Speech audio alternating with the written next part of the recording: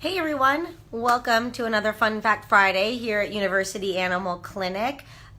So with hurricane season right around the corner here in Florida where we're located, I thought we could talk a little bit about hurricane preparedness and what you need to know and do in advance of a hurricane. This could go out for any natural disaster, right? Earthquakes in California, flash flooding, we had that this last year around the country. So this can kind of go for any natural disaster, but how do we prepare and what should our checklist be so we can make sure that everything that we need for our pets we're ready to go. So first, do know, and this comes up quite often here in the state of Florida during hurricanes, that not all shelters accept pets. So know that in advance. If you're about to get evacuated or are getting evacuated, kind of have a plan in place, a hotel that you can go to, or that you know takes pets, or call ahead to a shelter before you just show up with your pets, because a lot of times you may show up there and they may not accept pets at that shelter. So make sure that you know where you can go and where they accept pets. So that's kind of number one. Number two, and this kind of all came up when Katrina hit Louisiana, is rescue alert stickers on your home. And this happened a lot there where we just didn't know who was in that home, what pets, what people were there, so that rescuers could make sure that everybody got out okay and safely. And so these stickers that you can put on your home will say what pets are in your home, how many people, all of that good stuff, so that when rescuers go in, they know there's a dog, there's a cat, there's 4 adults, let's make sure everybody's safe. And so you want to put these on your door, and you can find them. We usually have them here at the clinic. You can also find them at the fire department. Lots of facilities like that will have these stickers for you to go pick up. Place on your window, put what species and what animals and how many are in your home. And then if you evacuate, make sure you put a little note on there, permanent marker, that you evacuated and that you either took your pets with you, whatnot. Hopefully my recommendation is to take your pets with you. So put that on there. So what do we need to bring when we do get evacuated and go? So first and foremost, food and water. Then the recommendation is to have enough for 2 weeks for every individual and or animal that you have with you. And remember, if your pet eats wet food and you're going to need to open a can and you use an electric one at home, make sure that you bring a manual can opener. You laugh and I laugh, but we forget about these things when we don't have power in a hurricane. So manual can opener, make sure you don't forget it.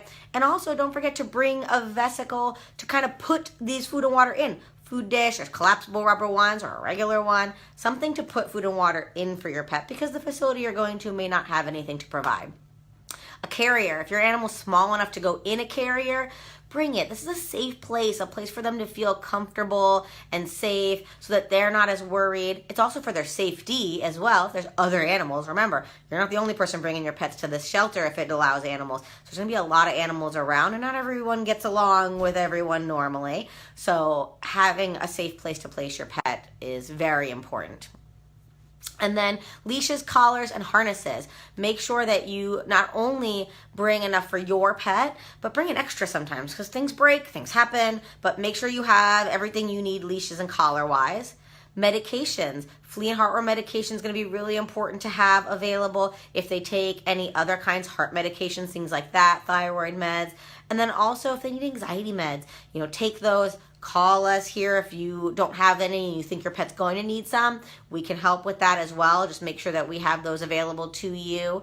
And also Benadryl can come in really handy in a situation like this where your pet, who's not normally anxious, may be anxious. There's storms going around. There's lots of noises. There's lots of people and animals and lots of things. And Benadryl is a really safe way to just take the edge off a little bit.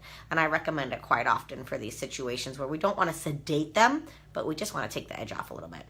And then documentation.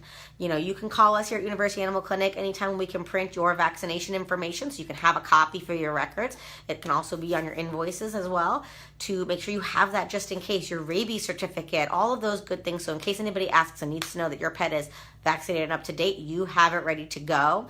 And also any prescription medication info. In case we run out, it goes months before we can get back into our homes, that you have that ready to go in case you need to refill that prescription. You've got all the information you need in case the hospital's not back up and running yet, because it can happen.